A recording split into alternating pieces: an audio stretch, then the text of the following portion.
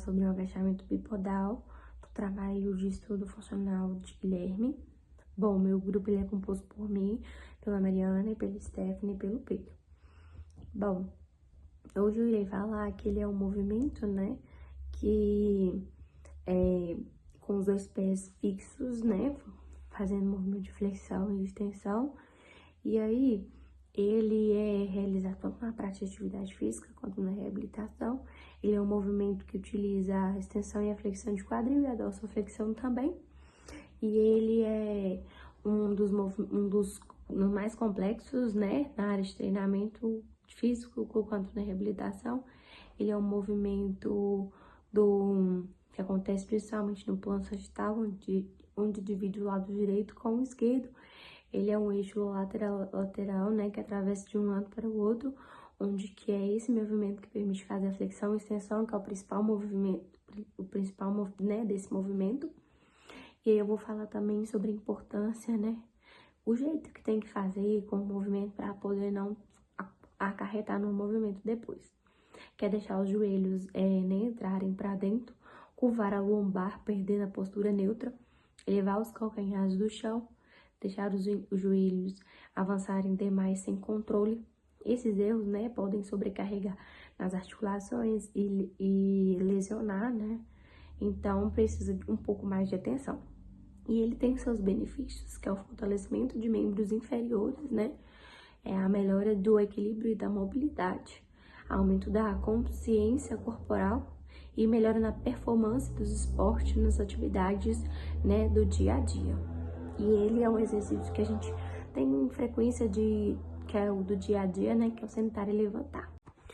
E ele também faz a flexão, né, na descida e a extensão na subida. E ele também faz uma dorsoflexão no tornozelo, mas o principal movimento osteocinemático é a flexão e a extensão.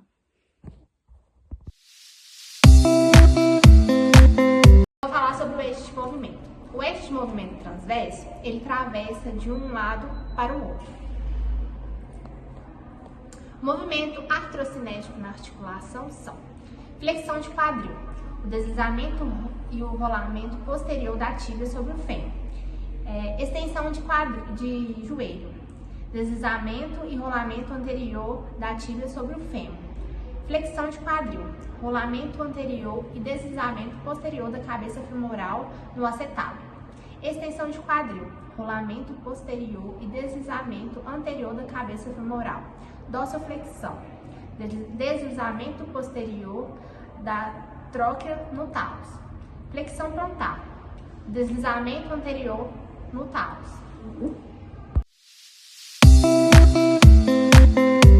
Falando um pouco a respeito sobre os músculos responsáveis pelos movimentos, quando falamos sobre um músculo durante o movimento, como um agachamento em si, por exemplo, diferentes grupos de músculo são ativos para produzir o controle dos movimentos. Bom, já falando aqui do quadril, a gente tem a presença do glúteo máximo, que ele é o principal responsável pela extensão do quadril. Também temos a presença dos isquios tibiais, sendo ele o semimembranaço, o semitendíneo e o bíceps femoral, né? Eles são também contribuem para a extensão do quadril. E quando falamos também do joelho, temos a presença do quadríceps, ou seja, alguns músculos que fazem parte do quadríceps vai ajudar nessa parte, que no caso seria o vasto lateral, o vasto medial e o vasto intermédio, juntamente com o bíceps, o reto femoral, perdão. Com isso, ele é responsável pela extensão do joelho, fundamental tanto com o controle da descida e da subida, tá? Também no tornozelo, temos a presença do gastrocnêmio e do sóleo, que realizam a flexão plantar e atuam na estabilização e na subida, tá?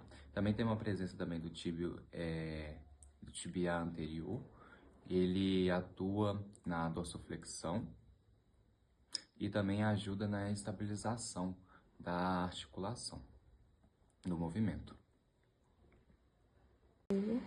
Bom, também temos a presença do core, né? É um músculo extremamente importante para fazer a estabilização do tronco durante esse período, né, de descida e subida do quadril. Bom, ele tem a presença tanto do reto abdominal, dos oblíquos e também dos eretos da espinha e multifídos. Bom, eles atuam essencialmente para manter a estabilização da coluna e permitir com que a postura fique correta durante esses devidos movimentos. Bom, falando um pouco agora também sobre as fases, já descida e subida, primeiramente a gente vai estar falando um pouco sobre a questão da subida.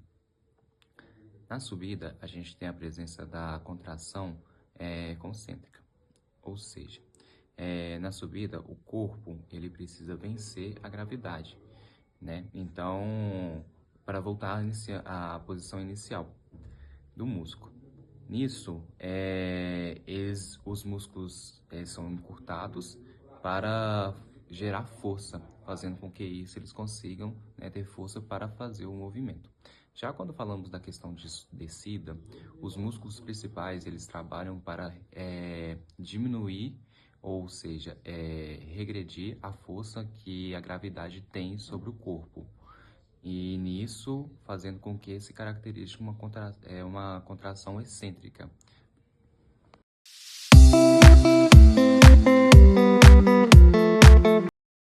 Olá, eu vou falar sobre o comportamento muscular durante o agachamento bipodal.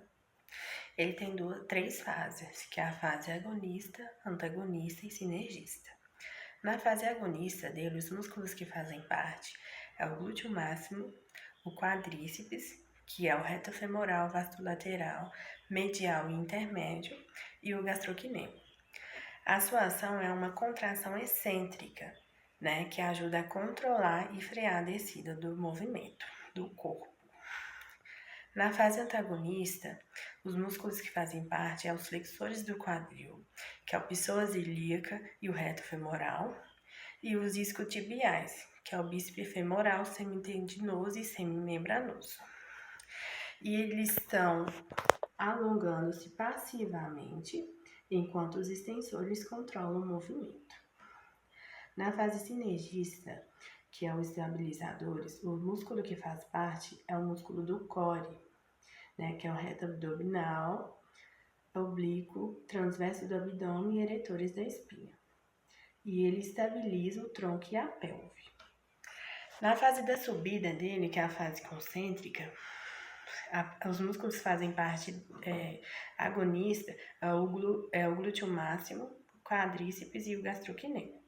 A sua ação é contração concêntrica, né, que é para promover a extensão do quadril, do joelho e do tornozelo, que movimento da elevação do corpo.